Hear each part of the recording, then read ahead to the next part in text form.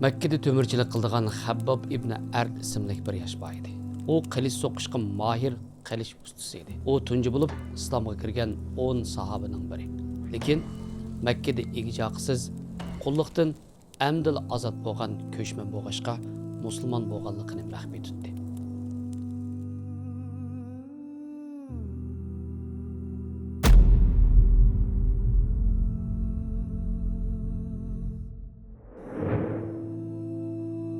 Peygamberimiz Habbabni maxfiy holda Fatima bint Xattob va uning yo'ldoshi Saidga yangi nozil bo'lgan oyatlarni o'qib berish uchun vazifalantirgan. Chunki Fatimaning akasi Umar ibn Xattob ularni qattiq nazorat qilib boshqarg'ashqa, ular Darul Arqamga kelib Rasulullohdan bevosita ta'lim olishdan mahrum qolgan edi. Ana shu kunlarning birida Habbabning musulmon bo'lganligini mushriklar bilib qoladi. Habbab, sen haqida biz bir gaplarni anglaymiz-ku. Bu rostmi, ha? Nima gap? Sen ota-bovlaringning dinidan yenib, Muhammadning diniga ergishibsan, shundaqmi? Bu nima degan qapiraklik? Shundaq. Men yolg'iz Alloh kishiniman va Muhammadni Allohning elchisi deb guvohlik beraman.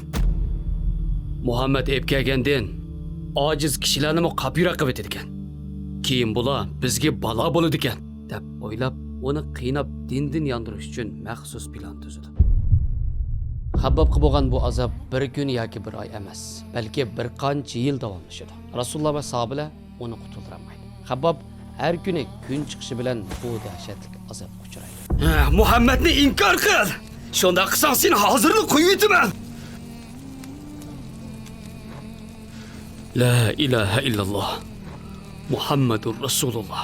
Mushriklar toki o't uchib Habbabning dumbisi yerning sovuqini sezganga qadar uni qo'pqilib qo'ymay ko'krigiga dastlab turdi. Uning dumbisi pishib qaqshal bo'lib ketdi.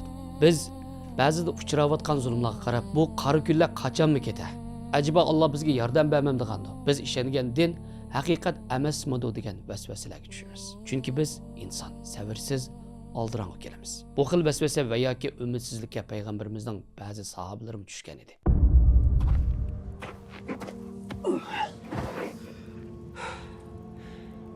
Ey Allohning elchisi, biz haq dinda emasmi? Biz uchun Allohdan yordam talab qilsang, bizga yordam bersa bo'lmamdi. Payg'ambar alayhisalom Habbabning so'zini anglab, chiroyi qizirib ketdi va o'rnidan turib, Kabirlar sizlardan ilgirki Allohga ishongan kishilarni iymon etganligi uchun tirik turg'izib, hari bilan hari deb ikki parcha qilib o'tgan. Temir tag'oqlar bilan taralgan. Lekin bu ularni dindan yondiramagan. Alloh bilan qasamki, sanoatdan yo'lga chiqqan yo'luchi hazir mavtga kelguncha Allohdan boshqa hech kimdan, qo'yi uchun bo'ridan boshqa hech narsadan qo'rqmaydigan xotirjam kunlar keladi. Lekin sizlar oldirib qilyapsizlar. Chidamchan bo'linglar. Sabr qilinglar. Dal biz bugungi kunda ajab Alloh bizga nimishga yordam bermaydigandi. Acaba bu din haqiqat emasmi deb xuddi Habbabga o'xshash tuyg'u kelib qolamiz. Ammo Rasulullohning bu so'zi bizga Allohning va'dasining haqiqatligini, qalbining sabr bilan keldiganligini ko'rsatib beradi. Rasulullohning bu so'zidan uzun o'tmay Alloh taolo musulmonlarni Madinaga hijrat qilishga buyurdi. Habbab zulmdan qochib Madinaga hijrat qildi. U Madinada ansarlar ichida uzundan beri mahrum bo'lgan xotirjamlik va huzurning ta'mini qaytadan dedi.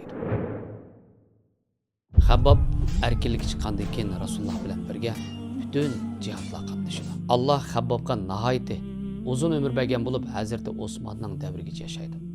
Hazrati Abu Bakr xalifa bo'lgan qisqa, ammo jiddiy davrda Habbab ibn Ard asosligi Madinada turib, yangi qurilgan islom davlatining mustahkamlashiga assos qo'shdi. Hazrati Umar davlat xazinasidan maosh tarqatish uchun divon tuzumini qurganda sahobalarni islomga kirish tartibi va Badr urushiga qatnashish yoki qatnashmaslikka qarab darajaga ayirgan. Habbab ibn Ard tunji musulmon bo'lganlardan va Badr qatnashchilaridan bo'lganligi uchun eng yuqori darajalik maoshga erishganlarning biri bo'ldi. Bir kun Habbab Hazrati Umarning yoniga kirdi. Umar radhiyallohu anhu uni hurmatlab o'zi o'ltirdigan ko'piga o'ltirg'izdi va sahobalarga qarab, Habbab va yana biraylardan boshqa hech kim bu ko'pida o'ltirishga loyiq emas.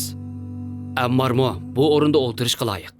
Ondan Umar radhiyallohu anhu uningdan Makkada ko'rgan azoblarni so'zlab berishni so'raydi.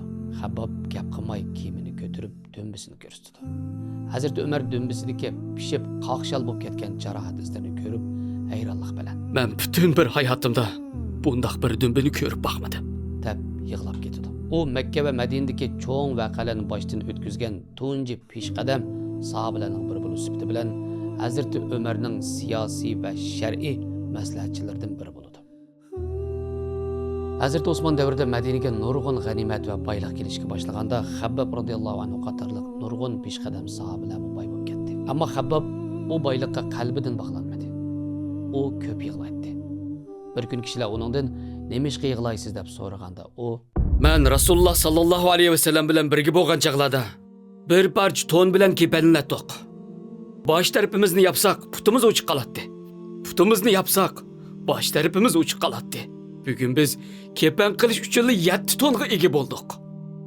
Men ansirayman. Alloh bizning ajrimizni dunyoda berib qo'ygan bo'lmasin." Hazreti Osman davrida nurg'un sahobalar yangi fath qilingan shaharlarga berib, kishilarga din o'rgatish uchun ko'chib ketdi. Habbab radhiyallohu anhu yashinib qolgan bo'lsa-mu, avom musulmonlarga din ta'lim berish uchun Iroqdagi yangidan qurilgan Kufa shahriga ko'chib ketdi. U Rasululloh bishorat bergandek Yaman va Shamning islom jo'grafiyasiga o'tganligiga, Kisro imperiyasining yiqilganligiga shohid bo'ldi. Alloh taolo Makkada sahobalarni keyingi buyuk vazifa uchun ana shundoq og'ir sinoqlar bilan sinab tavlagan edi. Sinoqdan o'tgandan keyin ularga kuch, g'alaba va mol dunyo ato qilgan. Habbab Hijriyaning 35-yili Iroqda vafot topdi. Uning namozini Hazreti Ali tushirdi. Hazreti Habbabning hayoti bizga Allohning sinoqlari ana shundoq buyuk ishlarga tavlash uchun ekanligini, bu sinoqlarda mustahkam turib tavlangan kishilarning Allohning buyuk ishlarni vujudga chiqarishida ishlatadiganligini bizga o'rgatadi. وَلَنَبْلُوَنَّكُمْ حَتَّى نَعْلَمَ الْمُجَاهِدِينَ مِنكُمْ وَالصَّابِرِينَ حَتَّى نَعْلَمَ الْمُجَاهِدِينَ مِنكُمْ وَالصَّابِرِينَ وَنَبْلُوَ أَخْبَارَكُمْ